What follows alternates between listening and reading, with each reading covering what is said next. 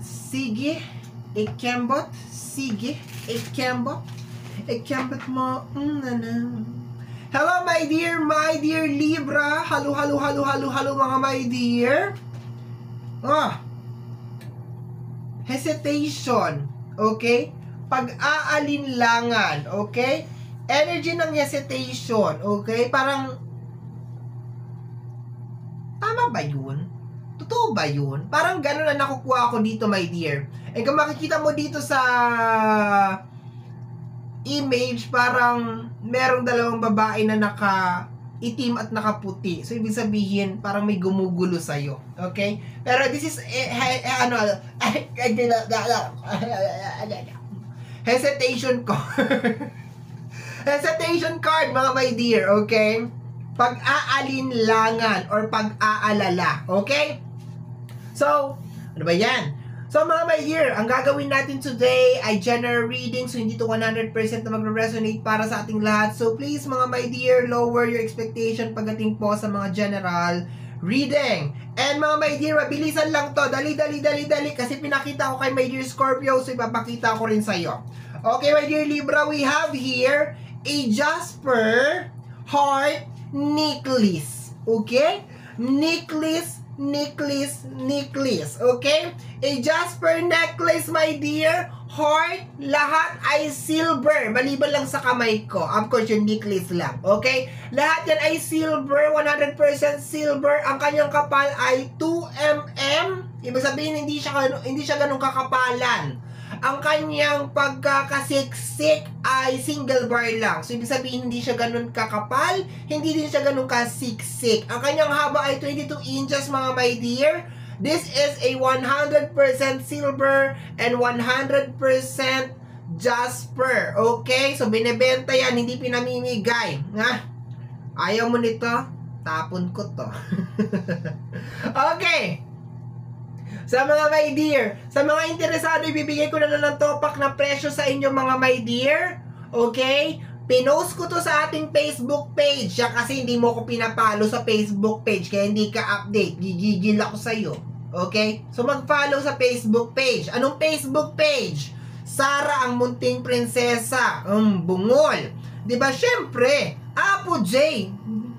Di marunong. Ganun. No, go. Diba? So, ang Facebook page ay apo.j. Okay? So, doon ako nagpo-post ng aking mga pampaswerte, mga crystals, diamonds. Malay mo, nandun na rin yung ex mo. Binebenta ko na rin. Na. So, go na doon. Mag-message kung interesado. Topak na presyo na to, my dear. Maubos lang kasi nag-iisa na lang siya. Nalulungkot na siya. Sige. Pinost ko to ng 1,600. Ibibigay ko na lang sa'yo, my dear. 1,100 na lang free shipping. Okay? Free shipping, basta wala ka sa Venus, wala ka sa Australia, wala ka sa Canada, wala ka sa Neptune, wala ka sa Jupiter, wala ka sa Sun. Basta nasa Pilipinas ka lang, free shipping na yan. Okay? Once again, ang kapal ay 2 mm, ang pagkakasexy ay single bar lang, ang ating haba ay 22 inches, lahat yan ay silver, my dear. Ang kanyang pendant is heart jasper. Yes, heart jasper yan. Let's go na tayo, my dear. Ano ang sabi ng iyong card kanina? Meron kang hesitation, meron kang worrying, okay? Parang confused, no? Parang naku-confuse ka. Totoo ba yun? Ano ba yun? Okay, let's go tayo, my dear. Next, totoo ba na 1,100 na lang? Yes, you heard it right. 1,100 na lang. So, ano pang hinihintay mo? Maunahan ka ni Scorpio. Pinost ko yan kay Scorpio, so bahala kayo. Okay. Let's go, my dear. Pero may parating, my dear, sa katapusan. So, don't worry. Sa katapusan. Hanggang sa dulo ng walang accident. Okay, danger, injury. Ay, accident. Okay, accident. Okay. So, parang hindi ka makapaniwala. Okay? Parang hindi ka makapaniwala. Parang ka naku-confuse. Paano nangyari yun? Accident is more on danger, injury. Parang hindi ka makapaniwala. Paano nangyari yun? And may kinalaman siya sa danger. May kinalaman din siya sa injury. May kinalaman siya sa injury. Okay? Tingnan natin, my dear. What is happening? We have here the energy of family. Uy! Hindi to maganda, my dear. Hindi to maganda. It's not really good, my dear. It's not a really good. Okay? So, nakukuha ko dito, my dear, may eksena sa pamilya. Okay? Or may eksena, my dear, sa group. Kasi nakalagay dito, my dear, is group. Okay? So, nakukuha ko parang pamilya. Okay? Somebody na parang very close sa'yo, my dear. Injury, danger, accident. So, posible may na parang sasabihin sa'yo na parang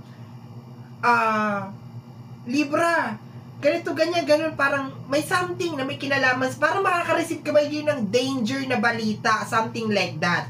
And then, ikaw naman, parang nag-aalala ka, pero at the same time, parang nagdadalawang isip ka, totoo ba yung sinasabi niya sa akin? Parang, you are worrying, pero at the same time, parang nagdududa ka kung totoo yung sinasabi niya. So, ang nakukuha ko dito is you will be receiving message galing sa pamilya or somebody na really close sa'yo. And then, makakarinig ka ng may kinalaman sa danger or injury. Pwede sabihin niya na nabali to or napilayan to or parang may wag naman sana, may nagbabanta sa buhay ko, galit sa akin. Pero parang hindi ka makapaniwala, parang duda ka dun sa kwento niya. Parang you are not convinced dun sa kwento niya. Parang may something dun sa kwento niya. Kuha mo? Kuha mo. Okay, let's go tayo, my dear. Okay. So, in short, my dear, isang malaking palaisipan sa'yo, my dear Libra, yung sinasabi nung tao na yon. Okay? Parang medyo nagdududa ka na. Okay? Pero nag-aalala ka. Siyempre, close sa'yo. Malapit sa iyong puso. Pero, nagdududa ka sa kanya. Okay? Let's go, my dear pyramid spread. We have, ano daw? We're gonna lay, basta ilalatag natin. 4, 3, 2, 1. Pyramid spread. Okay? Let's go, my dear Libra. Let's go. First 15 days of September. Libra. Ang zodiac sign na hindi mahilig mag-bra. Totoo ba? The Knight of Wands. Okay, related sa energy ng action. Okay? Ang nakukuha ko dito, my dear, meron kang gustong gawin, meron kang gustong mangyari, pero parang may blockage. Okay? Parang gustong-gusto mo na talaga siyang gawin. Okay? Yun na nakukuha ko, my dear. So, in short, meron kang binabalak, meron kang pinaplano, pero may pero eh. Okay. Tingnan natin, my dear. Next is Libra, energy ng Hierophant. Okay? So, posibleng sa relationship. Alak ka. Okay? So, posible din, my dear. Okay. Relationship, kasi ano to eh, pare, spiritual. Okay. So, relationship ang una kong nakuha, my dear. So, meron kang gustong gawin connected sa energy ng relationship. Okay. Meron kang gustong gawin related sa energy ng relationship. Okay. Mamaya na ibang energy kasi hindi pa siya masyadong clear. Okay. Ayoko magsalita dito na hindi maliwanag ang energy kasi marami pang cards. We have here the 8 of Wands. Okay? So, okay. Meron kang gustong gawin sa loob ng relationship. Okay? Meron kang gustong gawin sa loob ng relationship, pero nakakaramdam ka rin, my dear, sa first 15 days of September na parang ito na yung time na gawin yung isang bagay. Parang you have this message of the universe dahil sa 8 of Wands, my dear, na ito na yung time para gawin mo yung isang bagay. Okay? Parang meron kang gabay. Parang meron kang naririnig sa tenga mo, my dear, na oras na. Gawin mo na. Parang ganon. Okay? Ito na yung time. Okay? Kaya pala, meron kang Knight of Wands related sa energy ng action because you will be receiving energy galing sa ating buong may kapal na panahon na para gawin tong isang bagay na to. Okay, next energy Libra, last na to, related sa energy ng pera. Okay, so you are receiving message galing sa ating universe na posibleng magnegosyo, gawin to, gawin yan, or posible naman my dear sa loob ng relationship, mga rules, regulation, parang ganon, yun ako. Basta may gusto kang i-implement, meron kang gustong gawin, meron kang gustong umpisahan, may kinalaman sa usapin ng pinansyal, posibleng pagbabudget sa loob ng relasyon, pagbabudget sa usapin ng pinansyal, posibleng negosyo, pero nakukuha ko may dear, may kinalaman sa parang pera, may gusto kang umpisahan na may kinalaman sa usapin ng pera, yun ang nakukuha ko dito my dear, sa ating base card. Okay, let's go na tayo sa ating next row. So, marami sa inyo mga my dear Libra ang posibleng gagawa ng panibagong pagkakaperahan, posibleng magbubukas ng negosyo. Nakukuha ko ngayon na posible din my dear na baka mag-share ka ng ideas, okay? Parang meron kang gustong i-share, parang meron kang gustong sabihin, yun ang nakukuha ko over here. And the Queen of Swords. Okay. So, sa energy ng Queen of Swords, parang meron kang gustong magpaliwanag. Okay? So, yun na nga kanina. Kasi may question mark ka sa ulo mo kanina. And nakatapat siya, my dear, sa energy ng relationship. Parang meron ka. So, posible, my dear, na meron kang, yung relationship mo, parang meron kang duda sa partner mo. Yun ang nakukuha ko, my dear Libra. Parang somehow naniniwala ka na somehow hindi. Yun ang nakukuha ko, my dear. Parang 50-50 yung energy. Parang binibigyan mo ng chance na magpaliwanag or patunayan ng partner mo yung isang bagay. Okay? Posibleng nararamdaman mo na nagsisinungaling yung partner mo. Something like that. Parang ganon. Okay. Aggressive energy. Okay. Mamaya ng ibang energy, my dear. It's really complicated. Okay. We have here, okay, kompleto na. Ay, doble-doble. Okay. We have here the 8 of Wands. Tatlong card to, my dear. Okay. Parang gusto mong umalis. Yun ang nakukuha ko, my dear. Nakaka-receive ka ng energy na parang gusto mong umalis. Parang gusto mong pumunta somewhere, pero may kinalaman sa usapin ng pinansyal, no? Baka gusto mong magtrabaho, baka gusto mong mag-start ng negosyo, something like that. And siguro kung i-connect natin sa energy ng relationship, parang nangingi ka ng support sa partner mo. Ganun na lang siguro. Or sa pamilya mo. Sabihin na natin, nangingi ka ng support sa relationship or sa pamilya mo regarding dito sa gusto mong gawin. Pero marami sa inyo kasi, my dear, ang parang gustong umalis. Parang gustong mag-start ng something. Posibleng negosyo, trabaho. Yun ang nakukuha ko, my dear. And nangingi ka ng support. Okay? Nangingi ka ng support.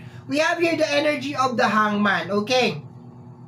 So, yung sitwasyon ng usapin ng financial, my dear, hindi naman talaga siya ganun kakomplikado. Pero posible, my dear, na merong mga problema pa din. No? Kunyari, kulang sa usapin ng financial. So, parang kailangan talaga ng mga extra source of income. So, parang doon ka talaga nakafocus. Ang pinaka-highlighted dito, my dear, is yung energy ng support. Okay? Energy ng support galing sa pamilya at galing sa relationship. Yun ang nakukuha ko, my dear. We have here the 9 of Wands. Okay? Parang marami sa inyo ang nahihirapan na makapag-umpisa because walang support. Okay? Walang support. As in, wala talagang support o walang gustong mag-support sa inyo related sa energy ng relasyon at saka ng pamilya. Yun ang nakukuha ko. I think itong energy, babalik ako doon sa pinakauna, my dear Libra, ha. Sabi kong gano'n sa'yo kanina, makaka-receive ka ng message galing sa iyong partner o sa iyong pamilya na parang may something. So, parang may eksena. So, ang nakukuha ko dito na eksena, na energy, my dear, is parang mayroong gumagawa ng eksena or mayroong gumagawa ng alibi para hindi ka lang matulungan. Okay? So, nakukuha ko ng energy, my dear. Gusto mo mag-umpisa ng something. Pero gumagawa siya ng alibay para hindi ka lang matulungan. And partly, my dear Libra, naniniwala ka doon sa kwento niya, pero partly din, parang medyo napapatanong ka rin. Parang, posible ba mangyari yun? Parang sa puso mo, parang nagtatanong ka na, totoo ba yung sinasabi niya sa akin? O sinasabi niya lang yun kasi ayaw niya talaga akong suportahan? Parang ganon, nagtatanong ka, yun ang nakukuha ko dito, my dear. So, very aggressive yung energy mo over here. Naghihintay ka ng support galing sa relationship and family, posible din friends. Pero ang iyong family, relationship, and friends, my dear Libra, is punong-puno ng alibay. Okay? So, posible, my dear, na magsakit-sakitan o di kaya mag-invento ng mga kwento. Yun na nakukuha ko dito. Okay? So, pero you are receiving kasi message na parang it's about time na mag-start. Okay? So, if I were you, kung talagang 100% ka dyan sa nararamdaman mo na message from the universe, go. Kahit wala ka ng backup, go. Okay? Last two cards, my dear Libra. Last two cards.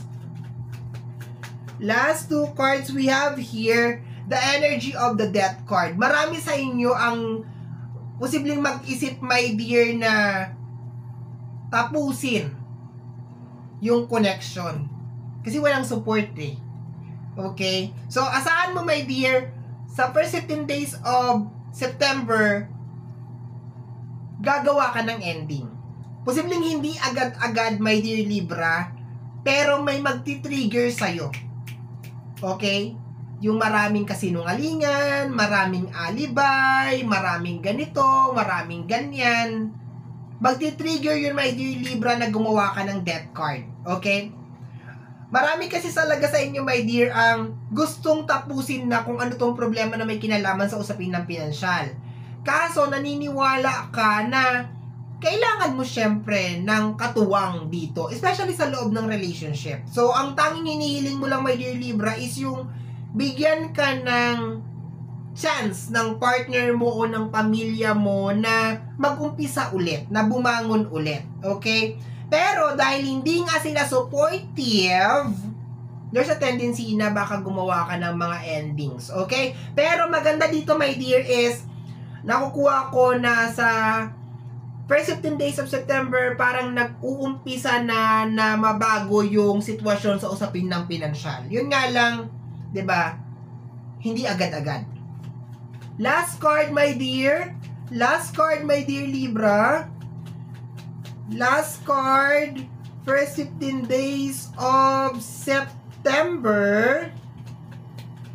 We have here, okay, the Four of Cups. Okay, kung makikita mo yan si Four of Cups, nakaupo sa puno. Okay, nakapokus dun sa 3 cups. Ino-offer na sa kanya yung isang cups. Yung offering plus yung 3 cups equals to 4 of cups. Kaso, ang nakukuha ko dito, my dear, is may mga energy sa paligid na nakaka-apekto sa iyo, my dear, kung bakit hindi ka makalakad. Okay? And mas related siya, my dear, doon sa bakit hindi na lang sabihin sa'yo na ayaw ka suportahan? Bakit ayaw na lang sabihin sa'yo na walang tiwala sa'yo? Bakit ang dami-dami pang mga kasinungalingan? In short, my dear, ayaw ka nilang suportahan, ayaw ka nilang umasenso. Yun lang yun. Okay? Bottom deck of the card is the Five of Pentacles. Makakaranas ka, my dear, ng problema sa usapin ng pinansyal sa first 15 days of September. Pero, this is the time din, my dear, na gagawa ka ng paraan para maputol ito. Okay? Ayan. So, may konting mga stress tayo, my dear, sa Nine of Swords. Pero, may Knight of Swords ka naman dito. So, agad mo siyang puputulin. May full card ka over here. So, baka yung iba talaga sa inyo ay gumawa ng mga ending and then mag-solo flight na lang talaga. Ganon yung mangyayari. Okay? So, my dear, yan ang reading mo para sa yung first 15 days of September. Somehow, my dear, kung nagustuhan mo to, especially kung napadaan ka lang, don't forget to subscribe. Pakiclick lamang po ang notification bell para ma-update ka sa aking mga upload. And of course, free to like, free to share, free to comment sa lahat ng ating mga videos. Once again, my name is RJ, also known as Apo J. Maraming salamat po, and until next time, bye-bye. Thank you, my dear.